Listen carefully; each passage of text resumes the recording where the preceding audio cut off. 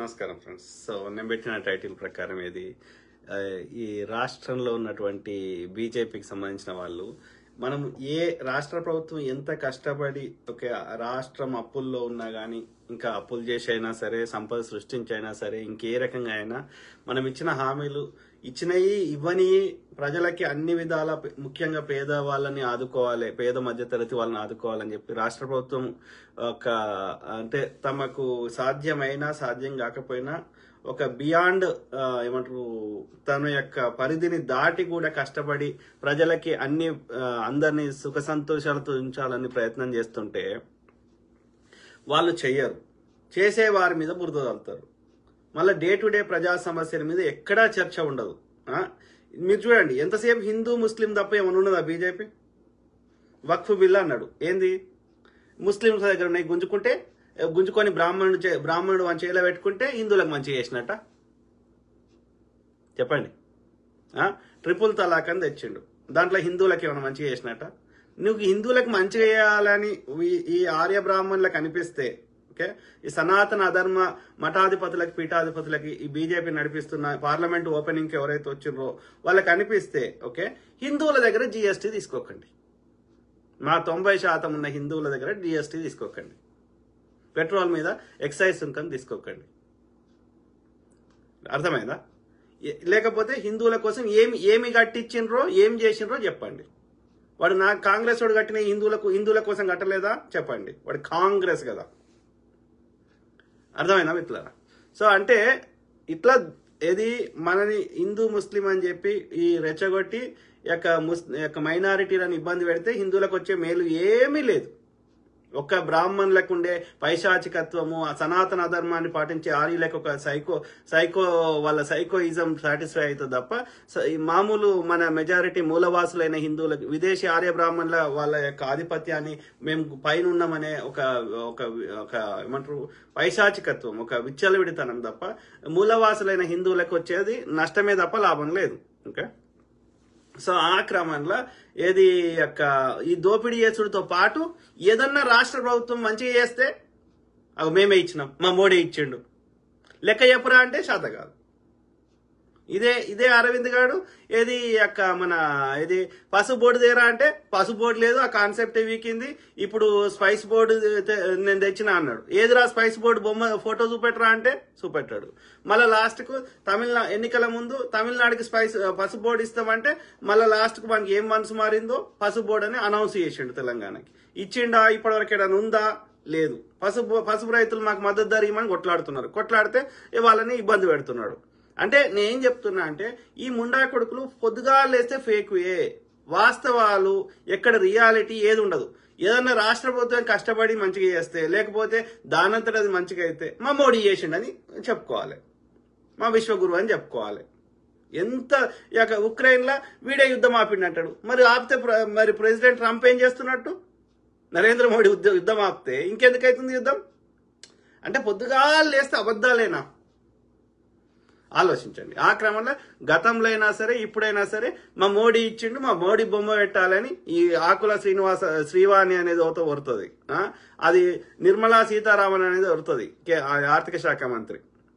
First of all మన రాష్ట్రం నుంచి 100 రూపాయలు మనం ట్యాక్స్ కడితే అది జిఎస్టీ కావచ్చు, లేదంటే ఇంకే రకమైన ట్యాక్స్ కట్టినా అందులోకి వెళ్ళి 100 రూపాయలకి వెళ్ళి మన రాష్ట్రానికి తిరిగి మనకి చెల్లిస్తుంది 42 రూపాయలు మాత్రమే. అంటే దాదాపుగా 58 రూపాయలు మోడీ తీసుకుంటుండు మన రాష్ట్రం నుంచి మనం కట్టిన ట్యాక్స్లలో, కేంద్రానికి కట్టిన ట్యాక్స్లలో. అర్థమైందా? సో మరి ఆ 58 రూపాయలు ఏం చేస్తున్నాడు అంటే ఉత్తర భారతదేశంలో ఉన్న మిగతా రాష్ట్రాలకు వంచుతున్నాడు. అర్థమైందా? ఇప్పుడు మన తెలంగాణకి 42 రూపాయలే ఇస్తున్నాడు, కర్ణాటక అయితే 15 రూపాయలే ఇస్తున్నాడు, 100 రూపాయలు వాళ్ళు ట్యాక్స్ కడితే. అదే ఉత్తరప్రదేశ్ కి వాళ్ళు 100 రూపాయలు ట్యాక్స్ కడితే 300 రూపాయలు ఇస్తున్నాడు. ఇది పరిస్థితి. అంటే ఇక్కడ దక్షిణాదిలో ఉన్న పైసలన్నీ తీసుకొని ఉత్తరాదిలో వంచి పెట్టుకుంటున్నాడు. వాళ్ళు తింటున్నారు, ఏదైనా చిల్లర ఉత్తరాదిలో వంచి పెట్టుకుంటుండు, మనకేం ఇస్తలేడు. అయితే ఇంతకుముందు మన ఈ బ్రదర్, ఆయన పేరేంది, మన విప్పు ఎవరు అడ్లూరి లక్ష్మణ కుమార్ మంచి కౌంటర్ ఇచ్చిండు. ఏమన్నాడు ఆ బ్రదర్ అంటే, సరే మీ మోడీ ఇక్కడ కొంచెం మేము కట్టిన ట్యాక్స్లకి వెళ్ళి కొంచెం ఇచ్చి మాది మాకి 100 రూపాయలు కడితే 42 రూపాయలు ఇచ్చి మోడీ బొమ్మ పెట్టి అంటారు కదా.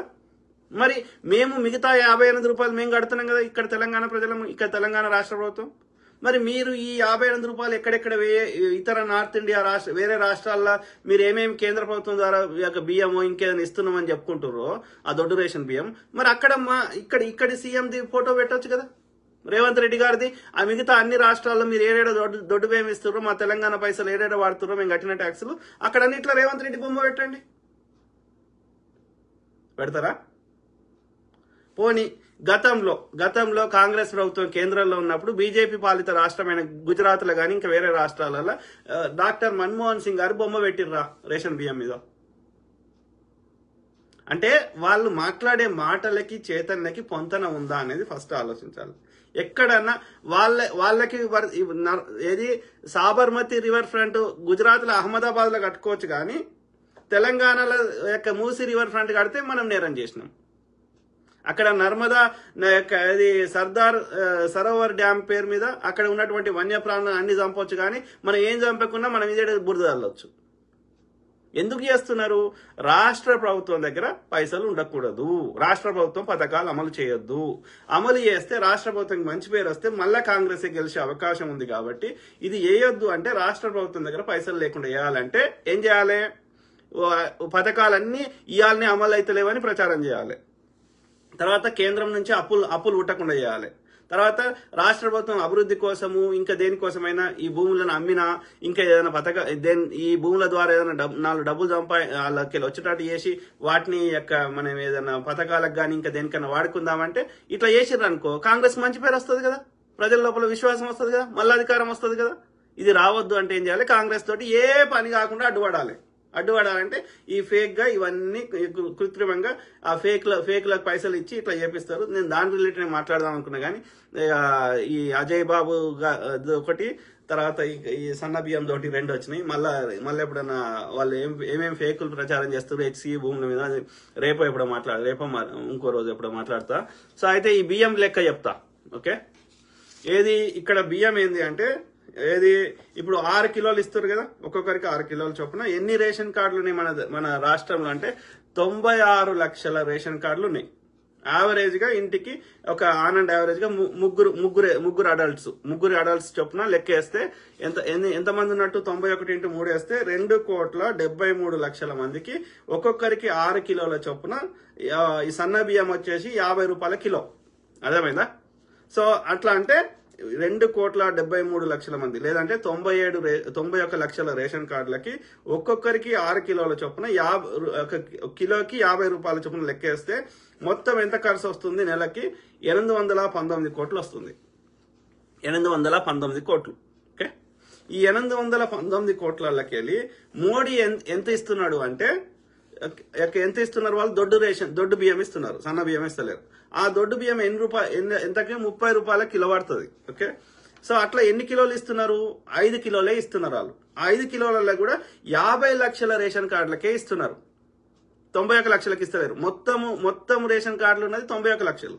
అంటే 2,73,00,000 మంది ఉంటే 50 లక్షల రేషన్ కార్డులు అంటే ఇంటూ 3 వేసుకుంటే 1,50,00,000 మందికి దొడ్డు రేషన్ బియ్యం ఇస్తున్నారు వాళ్ళు 5 కిలోలు.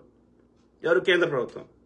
కానీ రాష్ట్ర ప్రభుత్వము 91 లక్షల మందికి 91 లక్షల రేషన్ కార్డులు అంటే 2,73,00,000 మందికి ఒక్కొక్కరికి 6 కిలోల చొప్పున సన్న బియ్యం 50 రూపాయలు లెక్క ఇస్తున్నాం. వాళ్ళేమో 30 రూపాయలకి 1,50,00,000 అంటే మిగతా సగం మందికి ఇస్తున్నారు, సగం మందికి ఇస్తలేరు ఆ దొడ్డు రేషన్ బియ్యం కూడా. అర్థమైందా? 2,73,00,000 మందిలో 1,50,00,000 మందికే దొడ్డు రేషన్ బియ్యం 5 కిలోలు ఇస్తున్నారు కేంద్ర ప్రభుత్వం. అర్థమైందా? మిగతా 41 లక్షల రేషన్ కార్డులు అంటే 1,23,00,000 మందికి దొడ్డు రేషన్ బియ్యం కూడా ఇస్తలేరు కేంద్ర ప్రభుత్వం. అంటే వాళ్ళకి మొత్తం 6 కిలోలు రాష్ట్ర ప్రభుత్వం ఇస్తుంది సన్న బియ్యం. ఎవరికి? 1,23,00,000 మందికి 0 పైసా కూడా కేంద్రం ఇస్తలేదు. అర్థమైందా?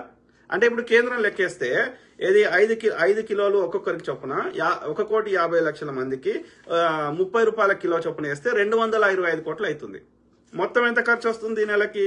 819 కోట్లు. 819 కోట్లకి వెళ్ళి 225 కోట్లు తీసేసి మైనస్ చేయండి. మైనస్ చేస్తే 594 కోట్లు యొక్క రాష్ట్ర ప్రభుత్వం గడుతుంది మొత్తం. అర్థమైందా? అందులో ఎట్లా లెక్క ఎట్లా రాష్ట్ర ప్రభుత్వం ఎట్లా 596 ఎట్లా అంటే ఏది ఈ యొక్క ఏది 50 లక్షలే వాడిస్తుండు కదా, మిగతా 41 లక్షల మందికి యొక్క సన్న బియ్యము మనము 6 కిలోల చొప్పున ఇస్తున్నాం. 6 కిలోలు ఇంటూ ఏది 50 రూపాయలు, అది వేస్తే ఎంత అవుతుంది? 369 కోట్లేమో ఆ 41 లక్షల మందికి ఇస్తుంది. అది కాకుండా వీడిచ్చే 50 లక్షల మందికి 5 కిలోలే ఇస్తున్నాడు ఆడు దొడ్డు బియ్యం. అంటే 1 కిలో మొత్తం సన్న బియ్యం మనమే ఇస్తున్నాం రాష్ట్ర ప్రభుత్వం. దానికి లెక్కేస్తే ఎంత వస్తుంది? 75 కోట్లు వస్తుంది. అది కాకుండా ఇది వాడు దొడ్డు బియ్యం ఇస్తున్నాడు అంటే 30 రూపాయల కిలో ఇస్తున్నాడు. మనకు సన్న బియ్యం ఎంత పడుతుంది? 50 రూపాయలు పడుతుంది. అంటే మిగతా 20 రూపాయలు వడియాలి ఈ 50 లక్షల మందికి, 50 లక్షల రేషన్ కార్డులకి, ఇంక 1,50 లక్షల మందికి. దానికి లెక్కేస్తే ఎంత వస్తుంది? 150 కోట్లు. ఇవన్నీ మొత్తం కలిపితే 594 కోట్లు అవుతుంది. ఈ 594 కోట్లు రాష్ట్ర ప్రభుత్వం కడుతుంది నెలకి. అంటే ఎంత కడుతున్నట్టు సంవత్సరానికి లెక్కేస్తే సంవత్సరానికి మొత్తం 9,828 కోట్లు, అంటే దాదాపు 10,000 కోట్లు. ఈ 10,000 కోట్లలో 2,700 కోట్లు మాత్రమే కేంద్రం ఇస్తుంది. మిగతా 7,128 కోట్లు, 7,000 కోట్లకు పైన రాష్ట్ర ప్రభుత్వం కడుతుంది. అంటే ఈడ ఏది 27% మాత్రమే కేంద్రం ఇస్తుంది, మిగతా 73% రాష్ట్ర ప్రభుత్వం కడుతుంది. మరి మోడీ బొమ్మ పెడదామా? ఇక ఏమన్నా మాట్లాడితే ఒక 1% అన్న యొక్క రియాలిటీకి దగ్గరగా మాట్లాడాలి. అర్థమైందా? ఈ సన్న బియ్యం ఇయ్యకముందు కూడా వాళ్ళ అట్లా లెక్కేసుకున్నా వాడు మొత్తం మంది అందరికి ఇస్తలేడు. 50 లక్షల రేషన్ కార్డులకే ఇస్తున్నాడు. 50 లక్షల, మిగతా 41 లక్షల రేషన్ కార్డులకి ఒక సున్నా బియ్యం కూడా ఇస్తలేడు, ఆ దొడ్డు బియ్యం కూడా. అర్థమైందా? సో అట్లా గతంలో ఈ సన్న బియ్యం రాకముందు లెక్కేసినా వాడు 45% ఇచ్చిండు, మిగతా 45.7%, మిగిలిన 54% పైన రాష్ట్ర ప్రభుత్వమే ఇచ్చింది గతంలో కూడా, సన్న బియ్యం కాకుండా దొడ్డు రేషన్ బియ్యం అయినా. ఇప్పుడు అయితే 75% రాష్ట్ర ప్రభుత్వం భరిస్తుంది ఖర్చు. ఎంత? 73% రాష్ట్రం భరిస్తుంది, 27% మాత్రమే కేంద్రం భరిస్తుంది. అయినా వాడే ఇస్తున్నాడు అని చెప్తా ఈ బండి సంజయ్ ఆకుల శ్రీవాణి చెప్తా అంటే మనం ఇందామా? ఎవడన్నా కష్టపడితే మా మోడీ చేసిండు. రా మోడీ ప్రెస్ కాన్ఫరెన్స్కి రా. ఇప్పుడు మేము ఎట్లయితే ఇట్లా ప్రజలకు అర్థమయ్యేటట్టు చెప్తున్నామో అట్లా చెప్పు. విలేకరులు అడుగుతారు, సామాన్యులు అడుగుతారు, భారత నారీమణులు అడుగుతారు, వాళ్ళందరూ హిందూ సోదరీమణులు అడుగుతారు, హిందూ సోదరులు అడుగుతారు. వాటికి సమాధానం చెప్పు. రాహుల్ గాంధీ వస్తాడు ప్రెస్ కాన్ఫరెన్స్ కి. గతంలో మన్మోహన్ సింగ్ గారు వచ్చారు, ఇందిరాగాంధీ గారు వచ్చారు, నెహ్రూ గారు వచ్చారు, ఇంకా వాజ్పేయి గారు కూడా వచ్చారు, బీజేపీ ప్రధాని. మరి నువ్వు రా ప్రెస్ కాన్ఫరెన్స్ కి. ఎవడో స్క్రిప్ట్ రాసిస్తే గట్టి కొరుడు ఎందుకు? మన్ కీ బాత్ నీ పెళ్ళానికి చెప్పుకో, ఇంకోరికి చెప్పుకో, ప్రియురాలకి చెప్పుకో. జనాలకు చెప్పాల్సింది జన్ కీ బాత్. ప్రెస్ కాన్ఫరెన్స్ రా, మేము క్వశ్చన్లు అడుగుతాం, సమాధానం చెప్పు. పొద్దుగా లేస్తే అబద్ధాలు, దోపిడీ, హింస, దరిద్రులు. ఆలోచించండి. Khadir Ahmed, hi sir, how are you? Good brother, good. Naresh Bandala, బత్తాయిలకు ఆ మాత్ర జ్ఞానం ఉంటే నా దేశం ఎప్పుడో బాగుపడేది. అదే బ్రదర్, జ్ఞానం లేదు. ఎందుకంటే ఇక అది చాలాసార్లు చర్చించినాం. వాళ్ళకి ఆ విసర్జక పదార్థాలను తాగేటోళ్ళకి జ్ఞానం ఎట్లుంటది? అది వైరస్లు, బ్యాక్టీరియాలు ఉంటాయన్నది రాసుకో, పూసుకో, తాగు, క్యాన్సర్ తగ్గుతుంది అని ప్రచారం చేసే వారికి జ్ఞానం ఎక్కడి నుంచి ఉంటుంది? జ్ఞానం ఉన్న వాళ్ళు అట్లా చేయరు కదా. సో కాబట్టి వాళ్ళు ఉన్మాదులు, వాళ్ళు భూమికి భారంగా పుట్టారు. ఓకే, ప్రకృతి మాత వాళ్ళని తప్పకుండా శిక్షిస్తుంది.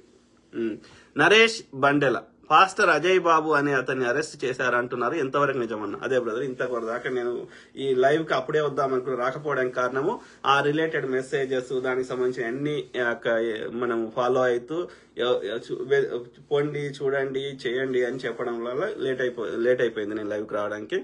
సో ఏది ఏమైనా పాస్టర్ అజయ్ బాబుని మరి ఒక ఛానల్లోనేమో నైట్ పిక్ చేసుకున్నారు అన్నారు, ఒక ఛానల్ ఏమో మధ్యాహ్నం పిక్ చేసుకున్నారు అంటున్నారు. సో నాకు తెలియదు కరెక్ట్ ఎప్పుడు పిక్ చేసుకున్నారో. ఖమ్మం రూరల్ ఏరియా అని అంటున్నారు.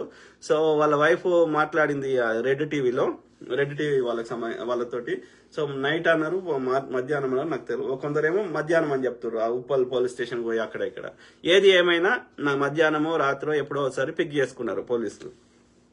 మరి మన పోలీసులు అంటే ఎంతమంది ఉన్నారమ్మా అంటే వాళ్ళ వైఫ్ ఏమంటుంది, లలిత అంట ఆమె పేరు. సో ఏమంటుంది, 5గురు ఎంతమందో చెప్పింది. ఒక జీప్ లో వచ్చారు, ఒక్క పోలీస్ దగ్గరికి డ్రెస్ ఉంది కానీ, పోలీస్ డ్రెస్ ఉంది కానీ మిగతా వాళ్ళు మఫ్టీలు ఉన్నారని చెప్తున్నది. మరి వాళ్ళు పోలీసులా కాదా తెలియదు.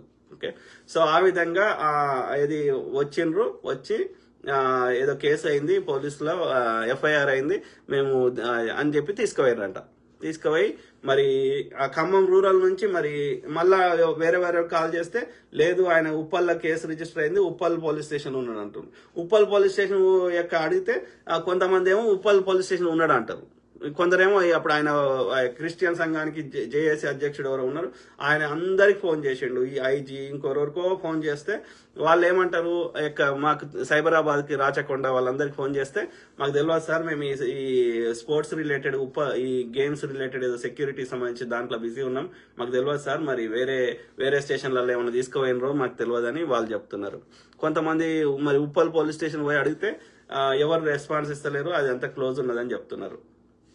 నా అనుమానం ఏంది అంటే నాకు తెలియదు, నేను ఊహిస్తున్నా. జనరల్ గా ఏం చేస్తారంటే ఈ యొక్క వీకెండ్ అంటే శని ఆదివారాలు, రెండో శనివారం గానీ ఆదివారం గానీ అది కోర్టులు పనిచేయవు. సో కాబట్టి పండుగ ఉంది కాబట్టి మరి సోమవారం కూడా సెలవేమో నాకు తెలియదు. సో అంటే ఈ 2-3 రోజులు ఇప్పుడు మామూలుగా అయితే ముందస్తు బెయిల్ కానీ లేకపోతే ఇమ్మీడియట్ గా బెయిల్ కానీ తెచ్చుకోవచ్చు వర్కింగ్ డేస్ లో. వర్కింగ్ డేస్ లేకపోతే శని ఆదివారాలు కానీ పండుగ దినాల్లో కోర్టు పనిచేయదు, జడ్జి రాడు, జడ్జి సెలవులో ఉంటాడు. కాబట్టి బెయిల్ ఇవ్వాలంటే జడ్జి ఇవ్వాలి, మనం అప్లికేషన్ పెట్టుకుంటాం కానీ జడ్జే బెయిల్ ఇవ్వాలి. కాబట్టి జడ్జి రాకపోతే మనకు బెయిల్ దొరకదు. అంటే 3 రోజులు కావాలని జైల్లో పెట్టాలని అదొక ప్రయత్నం చేస్తుర్రా. ఇంకా కొంతమందికి ఏంటంటే వాళ్ళకు ఇక నమ్మకం, ఈ పోలీస్ వ్యవస్థ మీద నమ్మకం లేనప్పుడు వాళ్ళకి ఒక దెబ్బ తగిలినప్పుడు ఇక ఇది కూడా ఇట్లా తీసుకుపోయి లాకప్ డెత్ చేస్తారా లేకపోతే ఎన్కౌంటర్ చేస్తారా, వాళ్ళని చేసారు కదా అప్పుడు దిశ కేసులో, అట్లా చేస్తారా అని భయపడుతున్నారు ఎవరు. సో ఇట్లా వీళ్ళ పోలీసు వాళ్ళతో చేయిస్తుర్రా ఇట్లా భయపడుతున్నారు కానీ మనకు తెలియదు. మరి ఒక్కడే పోలీసు వాడిని మిగతా వాళ్ళు మఫ్టీలు ఎందుకున్నారు ఫస్ట్ థింగ్. మరి ఒకవేళ రాత్రి అరెస్ట్ చేస్తే రాత్రి ఎందుకు అరెస్ట్ చేస్తున్నారు? అరెస్ట్ వారెంట్ ఉందా అరెస్ట్ చేసేటప్పుడు? లేవు, ఏదో దొంగలు లెక్క ఎత్తుకోబోతున్నారు. అంటే మరి వాడు పోలీసు వాడు నమ్మకం ఏంది? డ్రెస్ ఉన్నంత మాత్రాన వాడు పోలీసు వాడు నమ్మకం ఏంది? సో ఇవన్నీ ఉన్నాయి కాబట్టి మనకు తెలియదు. కాబట్టి నా సలహా ఏంటంటే మనం ఊహించుకొని ప్రజల్ని ఏమంటారు వాళ్ళని తప్పుదో పట్టిస్తే మళ్ళీ రేపు పొద్దున మంచిగా మామూలు రిలీజ్ అయ్యింది అనుకో, అప్పుడు నాకు ట్రోల్ చేస్తారు కదా. కాబట్టి మనం ఏది పడుతుంది మాట్లాడే స్థానంలో లేము. కాబట్టి నా సలహా ఏంటంటే అతన్ని మాకు లైవ్ లో చూపెట్టండి, బతుకున్నాడని మాకు చూపెట్టండి. ఓకే, ఎవరైనా పోలీస్ స్టేషన్ లో పోయి కలవచ్చు. ఇప్పటి వరకు అయితే ఏ పోలీస్ స్టేషన్, ఉప్పల్ అంటున్నారు, ఖమ్మం రెండు అంటున్నారు, ఖమ్మం రూరల్ అంటున్నారు, ఉప్పల్ అంటున్నారు. కానీ ఉప్పల్లా ఆయన ఎవరు కలిసినట్టుగా మన ఎవడో చెప్తూ ఒకరేమో ఆయనకి లేడే అంటున్నారు కొంతమంది పాస్టర్లు, కొంతమంది ఏమంటారు నేను కలిసినా ఆయన సేఫ్గా ఉన్నాడని చెప్తున్నారు. కానీ ఇప్పటి వరకు ఆయన వాయిస్ లేదు, ఆయనను లైవ్ గా చూడలేదు. కాబట్టి ఎవరిని నమ్మడానికి అక్కడ ఈ చెప్పేటోళ్ళంతా ఎవరిని దోషిందో ఆడ చెప్తుండ అనిపిస్తుంది. నేనేమంటున్నా అంటే సింపుల్, అది ఖమ్మం రూరల్లో ఉన్న వాళ్ళు ఖమ్మం రూరల్ పోలీస్ స్టేషన్లకు పోయి మాకు ఆయన చూపెట్టండి. ఇక్కడ లేడు అయితే మరి ఉప్పల్ పోలీస్ స్టేషన్లో ఉంటే ఉప్పల్లో చూపెట్టండి. మాకు తెలియదు అంటే మొత్తం రాష్ట్రంలోని అన్ని పోలీస్ స్టేషన్ల ముందు ధర్నా చేస్తాం. ఏది మాకు ఎక్కడున్నా సరే మీరు మాట్లాడుకోండి, పోలీసులు మాకు చూపెట్టండి, అతను బతుకున్నది చూపెట్టండి. బతుకున్నది చూపెడితే 4 రోజులు కాదు 10 రోజులకు రిలీజ్ అయినా మాకు బాధ లేదు. కానీ ప్రతిరోజు అతను బతుకున్నది మాకు చూపెట్టాలి. నీ కోర్టు ప్రాసెస్ అది ఏదన్నా ఉంటే చెయ్యి, కేసు ఉంటే అలా ఏమున్నదా, కేసు ఏం లేదు నా బొంద. అది చదివినా వాడెవడో రవీందర్ రెడ్డి హిందూ జేఏసీ అని ఏదో పెట్టుకున్నాడు. అలా ఏమున్నది అలా, మేము మొక్కే రాముణ్ణి ఈ సిగ్నేచర్ స్టూడియోలో మా రాముణ్ణి దూషించాడు, మా యొక్క మనోభావాలు దెబ్బతిన్నాయి. కాబట్టి బిఎన్ఎస్ భారత న్యాయ సంహిత ఆ యొక్క చట్టాలు సెక్షన్ 298 ఏదో 299 301 302 ఏవో 4 కేసులు దీని కింద వీళ్ళని సిగ్నేచర్ స్టూడియో వాళ్ళని, అట్లనే అజయ్ బాబు అనే ఆయన ఎర్రప్పనే ఉంది ఆయన ఒరిజినల్ పేరు, వీళ్ళని శిక్షించాలి కఠినంగా అని రాసిండు. అంటే ఒక టీవీ స్టేషన్లో ఏమన్నా చంపిండా, ఎవరన్నా ఒడిచిండా, ఏమన్నా టెర్రరిజం పనిచేసిండా? అరే ఒక మతం పేరు మీద దోపిడీ చేస్తున్నది, మతం పేరు మీద ఏమంటారు చెత్త నింపుతున్నప్పుడు మాట్లాడే భావస్వేచ్ఛ ఉంది కదా. నీ మత నీ దేవుని నమ్ముకొని కూడొద్దంటలేడు కదా. ఇలా పెండా ఉచ్చ తాగు అనే దాన్ని అది తప్పు అంటున్నాం, డెఫినెట్లీ అంటాం. ఎన్ని కేసులు పెడతారో పెట్టువి, అది దానివల్ల నష్టం జరుగుతున్నప్పుడు ఒక మూఢనమ్మకాన్ని మతం పేరు మీద మా చెత్త నింపుతా అంటే అది విశ్వాసం ఎట్లయితుందిరా?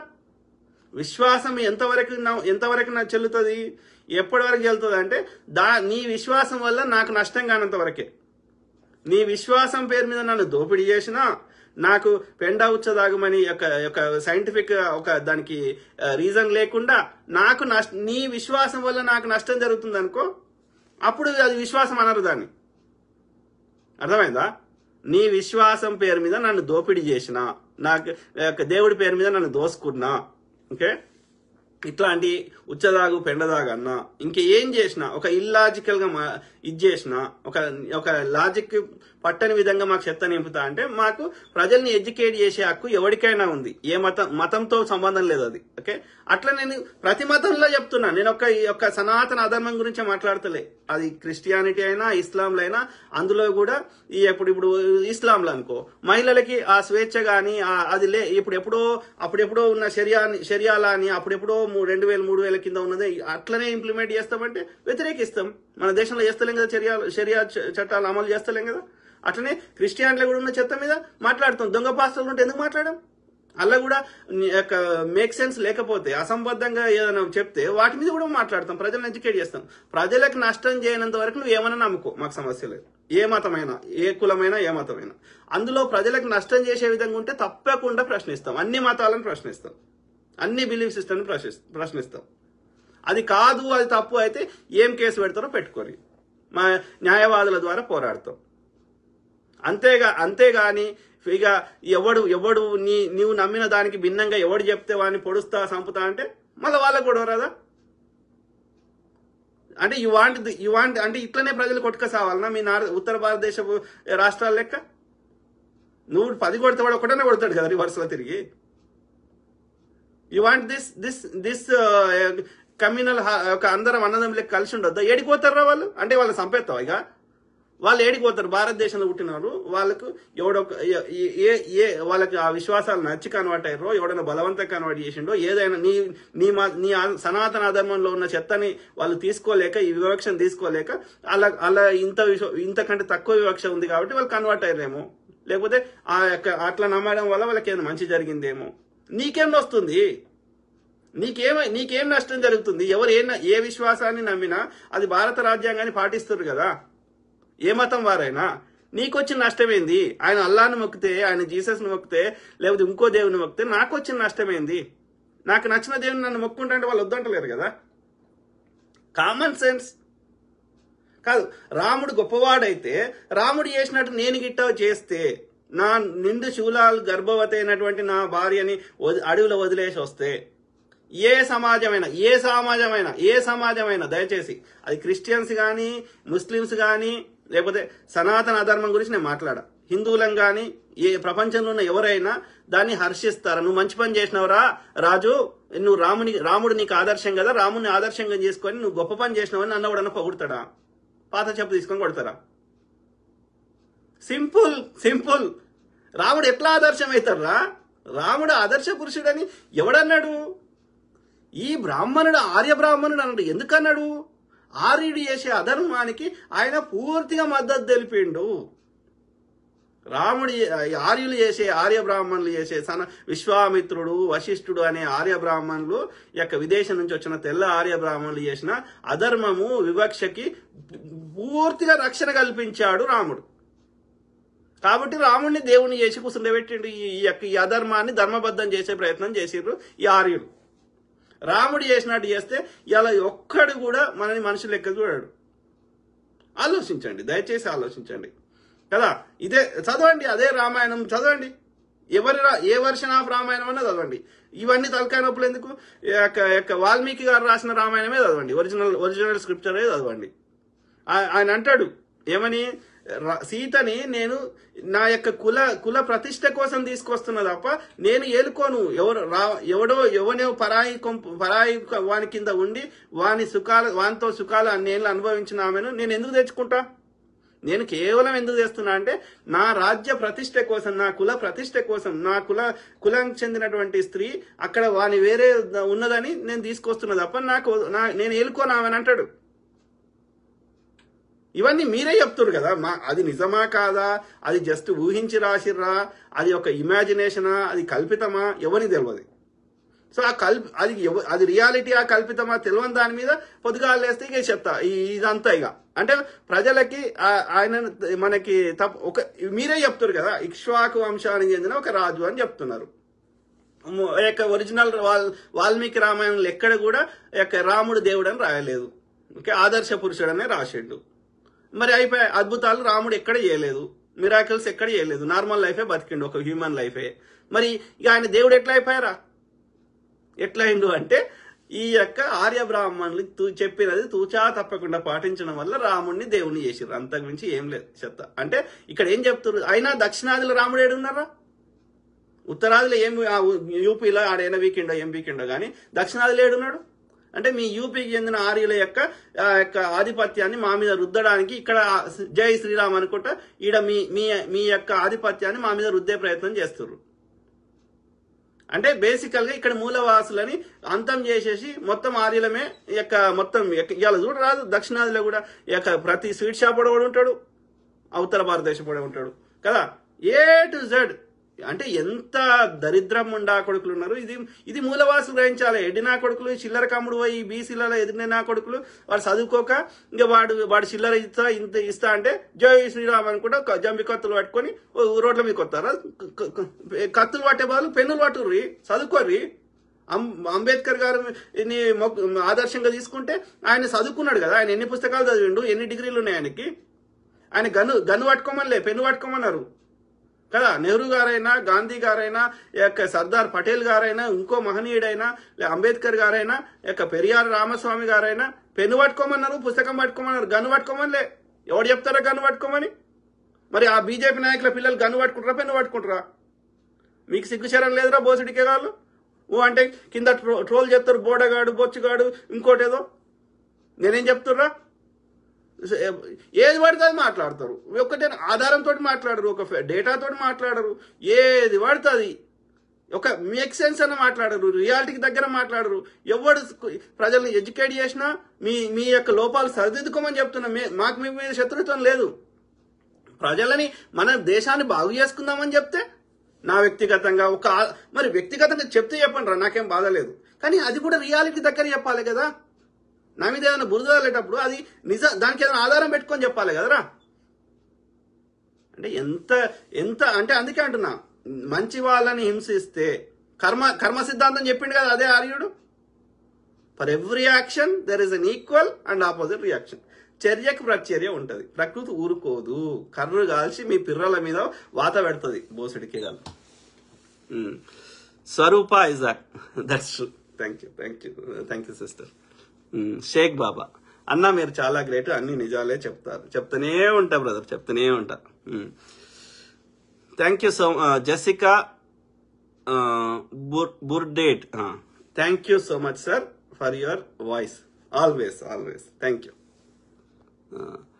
జ్యోతి పారా, have they taken action on Signature Studio? Have they arrested them too? I don't think so. వాళ్ళు సిగ్నేచర్ స్టూడియో వాళ్ళు ఏమంటారు, క్రిస్టియానిటీని బిలీవ్ చేస్తారా? చేయరు కావచ్చు. సో కాబట్టి మళ్ళీ అందులో మెయిన్ యాంకర్ ఎవరు, ఆమె పేరు ఏందని మర్చిపోతే, బ్రాహ్మణ్. ఆమె ఓనర్ ఏమో వేరే ఆయన ఉన్నాడు, ఆయన పేరు నేను మర్చిపోయినా. సో ఏది ఏమైనా వాళ్ళిద్దరు సనాతన అధర్మాన్ని నమ్ముతారు అనుకుంటా. సో కాబట్టి వాళ్ళ మీద చర్యలు లేవు. మరి ఈ పాస్టర్ మీద ఎందుకు చర్యలు ఉన్నాయి? కేవలం ఒక భయభ్రాంతులకు గురి చేయాలి. ఈ 3 రోజులు జైల్లో పెడితే కామ్ అయిపోతారు. ఇట్లా ఈయనను చూసి ఈయన కామ్ అవుతాడు, ఈయనతో పాటు మిగతా వాళ్ళకి కూడా మాకు కూడా అదే గతి పడుతుంది అని చెప్పి వాళ్ళు కూడా కామ్ అవుతారు. ఎవడు మాట్లాడు అన్న ఉద్దేశంలో చేస్తారా, లేకపోతే తీసుకుపోయి ఎన్కౌంటర్ చేస్తారా, ఇంకేం చేస్తారు అనేది మనకు తెలియదు. ఎట్లా తెలుస్తుంది? ఆయనని బతుకున్నది మాకు చూపెట్టాలి. అయినా ఇది పెద్ద కేసు కాదు, ముందస్తు బెయిల్ రావాలి. రావద్దు అన్న ఉద్దేశంలో 2-3 రోజుల లోపల ఉండాలని వీకెండ్ అరెస్ట్ చేశారు. నాకు అర్థమైన కాడికి. ఏమంటారు, Swaroopa Isaac, looks very suspicious sir, we want him safe as soon as possible. The only way ఆయన సేఫ్ గా ఉన్నాడా లేదా తెలవాలంటే మాకు ఆయనను లైవ్ గా చూపెట్టండి ఇమ్మీడియట్లీ. ఎక్కడ పెట్టినా, ఏ పోలీస్ స్టేషన్లో పెట్టినా మాకు చూపెట్టాలి. అది అది ఆయన లోపల ఏది బెయిల్కి రావాలంటే మనకి మండే దాకానో ట్యూస్డే దాకానో వెయిట్ చేయాలి. కానీ చూపెట్టడానికి ఏం అవసరం లేదు. ఆయన ఎక్కడున్నా మాకు చూపెట్టాలి. అర్థమైందా? సో దానికి చట్టం ఏం లేదు. చూపెట్టడానికి కలవడానికి ఎవరికి ఇది వద్దు అనడానికి లేదు పోలీసులకి. కాబట్టి దయచేసి మీరు వాళ్ళు చూపెట్టక ఏం చెప్తున్నారు, ఇంతవరకు ఇంతమంది పోతే ఏం చెప్తున్నారు, అక్కడున్నాడు ఇక్కడున్నాడు ఏదో దాట వేస్తున్నారు, మాకు తెలియదని అంటున్నారు. అంతేగాని ఇక్కడ ఫలానా చోటు ఉన్నాడు మీరు పోయి కలవండి అని ఎవరు చెప్తలేరు. ఏ పోలీసు ఎందుకు తెలియదు? వాళ్ళకి ఐజీలకు గీజీలకు అంత పెద్ద లెవెల్ ఉన్న వాళ్ళకి ఎందుకు తెలియదు ఏమైతుందో? వాళ్ళకి తెలియకుండానే అరెస్ట్లు అవుతాయా? ఒకవేళ వాళ్ళు అరెస్ట్ చేస్తే పోలీస్ డ్రెస్ వేసుకుని వచ్చి వేరే వాడు అరెస్ట్ చేసి తీసుకోవచ్చు. ఇక మాకు తెలియదు అన్నప్పుడు ఇక వాళ్ళకి తెలియదు అన్నట్టు. ఇక బయట వాళ్ళు ఎవరో కిరాయిల్లో తీసుకుపోయినారు అని అర్థం. సో కాబట్టి ఇది మనకు తెలియాలి, క్లారిటీకి రావాలంటే వాళ్ళ ఐడెంటిటీ కార్డ్ ఏం చూపట్లే కదా తీసుకుపోయేటప్పుడు. కాబట్టి ఈ పోలీసులను గట్టిగా నిలదీసి ప్రతి పోలీస్ స్టేషన్ ముందు ధర్నా చేసిరనుకో, ఆ పోలీసు వాడు ఏం చేస్తాడు? పోలీసు అధికారి వాళ్ళ హెడ్ క్వార్టర్స్ మాట్లాడతాడు కదా, ఐజీకి ఇంకో పై అధికారికి మాట్లాడి ఎక్కడున్నాడు ఏంది పోలీసు వాళ్ళు ఎత్తుకోతే తెలుస్తుంది. పోలీసు వాళ్ళు ఎత్తుకోక బయట వాళ్ళు ఎత్తుకోతే ఇక పోలీసు వాళ్ళని దొరకబట్టాలి ఆయన ఫోన్ ట్రాక్ చేసి. కానీ ఆ కంప్లైంట్లో ఇచ్చిన ఫోన్ నెంబర్ చేస్తే అయితే ఎంగేజ్ వస్తుంది, బిజీ అని వస్తుంది. కానీ వాళ్ళ వైఫ్ రెడ్ టీవీలో ఏం చెప్తుంది? 8 నెంబర్ ఉన్న ఫోన్ తీసుకువేయండి అని చెప్తుంది. మరి ఈ ఫోనా ఇంకో ఫోనా మనకు తెలియదు. కాబట్టి వాళ్ళ వైఫ్తో కూడా మాట్లాడండి, ఇంకేమైనా ఇన్ఫర్మేషన్ తెలుస్తుంది కావచ్చు. సో అంటే ఇప్పుడు ఎవరైతే క్రిస్టియన్ సంఘాల వారు లీడర్లు అని చెప్పుకుంటున్న వాళ్ళు, మరి జేఏసీ గీఏసీ అని చెప్పుకుంటున్న వాళ్ళు పబ్లిసిటీకి కాకుండా ఏమన్నా పనికొచ్చేది ఏమన్నా రియల్ యూస్ఫుల్ అయ్యేది ఏమన్నా అటార్నీని ఒక న్యాయవాది తోటి అదేమన్నా చట్టపరంగా ఏమేమి తీసుకోవచ్చో మన చర్యలు అది ఆలోచించండి కదా. ప్రాణం పోయినాక ఏడిస్తే ఏం రాదు కదా. శవాల మీద రాజకీయాలు చేడుస్తాడు కాదు కదా. ప్రాణం పోకముందు కాపాడుకోవాలి కదా. ఆలోచించండి. ఎవరైతే క్రిస్టియన్ పెద్దలుగా పేరు రోజు పేరు మాట్లాడుతున్నారో వాళ్ళు మరి జేఏసీ అంటేనే అర్థం కదా. జేఏసీ అంటే జాయింట్ యాక్షన్ కమిటీ, అంటే కార్యాచరణ, అంటే కార్యం అంటే ఏదైనా యాక్షన్ చేసుకోవాలి, ముచ్చట చెప్పడానికి కాదు. ముచ్చట చెప్పడానికి చాలా మంది ఉన్నారు. రాజు గెల్ల అన్నా మీరు చాలా గ్రేట్ సార్, మీరు ఉన్నది నిర్భయంగా మాట్లాడుతున్నారు. Thank you brother, thank you. ఎవరు? మసూద్ ఖాన్. నమస్తే అన్న. నమస్తే బ్రదర్. చెప్పినట్టున్నా కదా అజయ్ది బత్తాయిలకి ఆ మాత్రం జ్ఞానం చెప్పిన. సో అది మిత్రులారా. సో ఇంకా లాస్ట్ ఒకటో రెండో ఉన్నాయి. That's true. Nikhil Reddy, long time brother, love hearing your voice. Thank you brother Nikhil Reddy brother. ఏమంటున్నావు? రాజేష్ మామిడి పెళ్లి కరెక్ట్ అన్న. బత్తాయిలు ఏమనుకుంటున్నారంటే ఈ బీజేపీ వాళ్ళు ముస్లింల దగ్గర క్రిస్టియన్ల దగ్గర ఇప్పుడు క్రిస్టియన్ మీద పడ్డారు బ్రదర్. ఏది ఈ పాస్టర్లు సంపుడు ఇది ఒక అజెండా. ఎందుకంటే వీళ్ళు వెనకాల ఉండి చేయిస్తుందంతా ఆ పార్లమెంట్ ఓపెనింగ్ కి ఎవడైతే వచ్చిర్రో ఓకే ఇంత అన్ని బొర్రలు వేసుకొని మఠాధిపతులు సోకాళ్ళు పీఠాధిపతులు అంటే వాళ్ళందరూ ఇలా మన రాష్ట్రంలో ఈ రాధా మనోహర్ దాస్ గాడో లేకపోతే ఆ చిన్నజీయర్ గాడు ఇంకోడో వాళ్ళ కొడుకులు అట్లా ఉత్తర భారతదేశానికి అట్లాంటి చెత్త నా కొడుకులు మస్తు మంది ఉన్నారు. ఓకే వీళ్ళందరూ ఈ మోడీ అనేటోడు ఒకటి బొమ్మ. ఓకే దాని వెనకాల ఉండి ఈ ఆర్యులు ఆర్ఎస్ఎస్ వాళ్ళ వెనకాల ఉండి ఈ మఠాధిపతులు పీఠాధిపతులు వీళ్ళు ఎట్లా వాళ్ళ బ్రాహ్మణుడు పైన ఉండడానికి కావాల్సిన ఏమేం చర్యలు ఉండాలి అంటే దేశ ప్రజల దగ్గర ఒక్కరి దగ్గర కూడా సంపద ఉండకూడదు. అది ఒక్క క్రిస్టియన్ ఇస్లామే కాదు, హిందువుల దగ్గర కూడా ఎవరి దగ్గర ఉండాలి సంపద? గుజరాతీ నాయకులు, గుజరాతీ వ్యాపారులు, బనియాలు, అట్లనే ఆర్ఎస్ఎస్ చెందిన ఆర్య బ్రాహ్మణులు వీళ్ళ దగ్గర తప్ప దేశంలో ఎవరి దగ్గర చిల్లిగా ఉండదు. మెయిన్ సోర్స్ ఏంది? డబ్బులు అవి కాకుండా ఈ భూముల మీద పడ్డారు. మరి ఈ బ్రాహ్మణులకు ఇచ్చిన అగ్రహారాలు కూడా తిరిగి ఇచ్చేయాలి. రాజుల కాలంలో బ్రాహ్మణులకు ఇచ్చిన అగ్రహారాలు తిరిగి ఇచ్చేయాలి. ఇలా రాజుల కాలంలో భూస్వాములకు ఇచ్చిన భూములు తిరిగి ఇచ్చేయాలి. మరి చట్టం అందరికీ ఒక్కటే కావాలి కదా. ఒకరికి డిఫరెంట్ గా ఇంకొకరికి డిఫరెంట్ గా పనిచేయద్దు కదా. ఇట్స్ అబ్జల్యూట్ అబ్యూస్ ఏమంటారు వెనకట ఎట్లా చేసిండ్రో మనం ఊహించవచ్చు. దీన్ని బట్టి వెనకట మన తల్లిదండ్రులు మన పూర్వీకులు అదే మన తాతలు ముత్తాతలు ఎట్లా బతికిర్రో ఒక్కసారి ఇవన్నీ పరిశీలిస్తే అర్థమవుతుంది.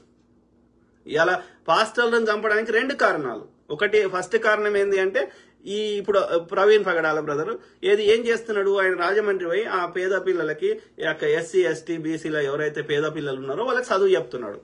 వాళ్ళకి ఆర్థికంగా సాయం చేస్తున్నాడు, వాళ్ళని పోషిస్తున్నాడు. ఈ ఎస్సీలు ఎస్టీలు కూడా చదువుకొని పైకి వచ్చిర్రు అనుకో, ఇక వాళ్ళకి మాకేం తేడా ఉంది? మేము చెప్పేదంతా పొద్దుగాలేస్తే మా చెత్త అంతా మా యొక్క సనాతన అధర్మాన్ని చెప్తున్నదంతా ఆర్యుడు గొప్పవాడని చెప్పబడుతుంది, ఆర్యుడు పైన ఉండాలని చెప్పబడుతుంది. వీళ్ళు కూడా చదువుకొని వీళ్ళు పైకి వస్తే ఇక వాళ్ళకి మాకేం డిఫరెన్స్ ఉంది? మా సిద్ధాంతమే తప్పు అయిపోయింది కదా. కాబట్టి అట్లా ఎవరైనా వీళ్ళని పైకి తెచ్చే వాళ్ళు ఉంటే వాళ్ళని చంపేస్తాం. అదొక కారణం. రెండోది ఏంది, రెండో కాన్సెప్ట్ ఏంది, ఎట్లయితే కొన్ని రాజ్యాలు ఇస్లామిక్ స్టేట్స్, ఇస్లాం రాజ్యాలు, క్రిస్టియన్ రాజ్యాలు ఉన్నాయో, భారతదేశాన్ని సనాతన అధర్మ రాజ్యంగా చేయాలి. అంటే అన్య మతాలు ఉండకూడదు అంటే ఏం చేయాలి? వాళ్ళు ఈ సనాతన అధర్మం లెక్కన కన్వర్ట్ కావాలి, లేదు అంటే వాళ్ళని చంపేస్తాం. ఈ రెండే ప్రధాన కారణాలు నాకు అర్థమైన కాడికి. రాజేష్ మామిడి పెళ్లి అన్న బత్తాయిలు ఏమనుకుంటున్నారంటే, ఈ బీజేపీ వాళ్ళు ముస్లింల దగ్గర, క్రిస్టియన్ దగ్గర, అందరి దగ్గర ఉన్న ఆస్తులన్నీ గుంజుకొని వాళ్ళకి ఏదో ఇస్తారని అనుకుంటున్నారు. కానీ ఏమిస్తారు, ఏమియరు. ఫస్ట్ వచ్చినాగానే నోట్ల రద్దు చేసిర్రు. నోట్ల రద్దు ఎందుకు చేసిర్రు? అప్పుడున్న కాంగ్రెస్ గాని మిగతా ప్రతిపక్షాల దగ్గర పైసలు లేకుండా చేయడానికి చేసిర్రు. ఆ క్రమంలో ఏమైంది, చిరు వ్యాపారస్తులందరూ చచ్చిపోయారు. ఎవడు మిగిలిండు? దేశ సంపద అంతా ప్రజలది కానీ చిరు వ్యాపారస్తులంతా అదాని అంబానీ పొక్కల పోయి జరిగింది. సింపుల్. ఓకే. దేశంలో ఉన్న కాంగ్రెస్ వాడు కట్టిన ప్రభుత్వ రంగ సంస్థలు అన్ని తీసుకొని అదాని అంబానీలకి పుట్నాలకి ఇచ్చేస్తున్నాడు. అది కూడా మార్కెట్ రేట్ కాకుండా. అంటే దాని అర్థమైంది, అదాని పేరు పెడుతున్నాడు. అదాని కాదు, అది మోడీకే ఉన్నాయి. అందులోకి 10% అదానిది. మిగిలిన దేశ సంపద అంతా మోడీ పేరు మీద రాయించుకుంటున్నట్టు.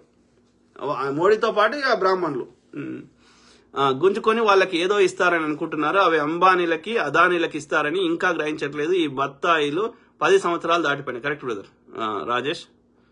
కరుణాకర్ మునుగాల శెట్టి మీరు చాలా గొప్పగా మాట్లాడుతున్నారు అన్న.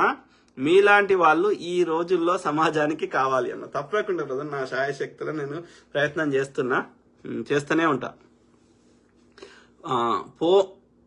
పొనుగు మాటి చంద్రకాంత్ బత్తాయిల మొగుడన్నా మీరు. Thank you brother, thank you.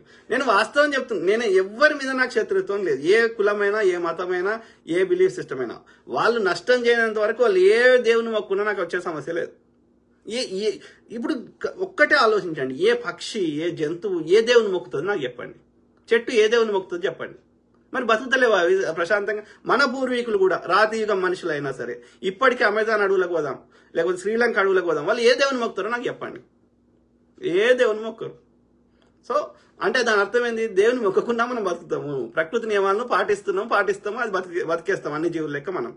మరి ఎందుకు మొక్కాలి ఇవన్నీ, ఎందుకు పాటించాలి ఇవన్నీ అంటే, అప్పుడు బతికే కంటే ఇంకా ఒక డిసిప్లిన్ గా, ఇంకా ఒక క్రమశిక్షణతో బతకడానికి, ఇంకా ఉన్నతంగా బతకడానికి ఒక్కొక్కరు చెప్పారు ఒక సిద్ధాంతం. అది నచ్చినోడు పాటించండి, నచ్చకపోతే పాటించకండి. దానివల్ల నాకు వచ్చే సమస్య ఏమీ లేదు. ఏ దేవుని మొక్కినా మొక్కకపోయినా అందరికి ఒకటే సూర్యుడు ఉన్నప్పుడు అందరూ ప్రకృతి ధర్మాలు పాటించాల్సిందే. ఎండ్ ఆఫ్ ద డే ఏ మతంలో అబద్ధం ఆడమని చెప్పరు, ఏ మతంలో అమ్మను కొట్టుమని చెప్పరు, ఏ మతంలో ఇట్లా నెగిటివ్ చెప్పరు. ఒక్క సనాతన ధర్మంలో తప్ప, ఈ ఆర్యులకు చెందిన సనాతన ధర్మంలో తప్ప.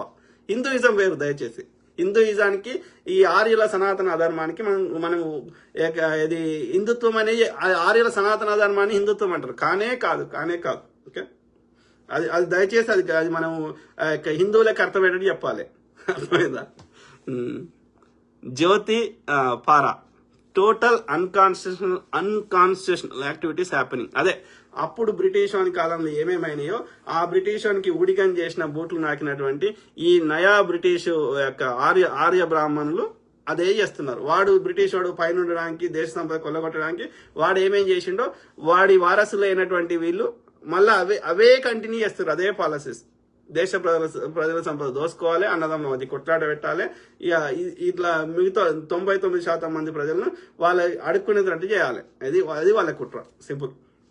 మాట్లాడతా, అన్ని విషయాల మీద అవగాహన చేస్తా, అట్లనే మీ తరఫున వాయిస్ ఇస్తా. ఓకే, అందరు బాగుండాలి, అందులో మనం ఉండాలి. Okay, God bless all, take care, good night, bye.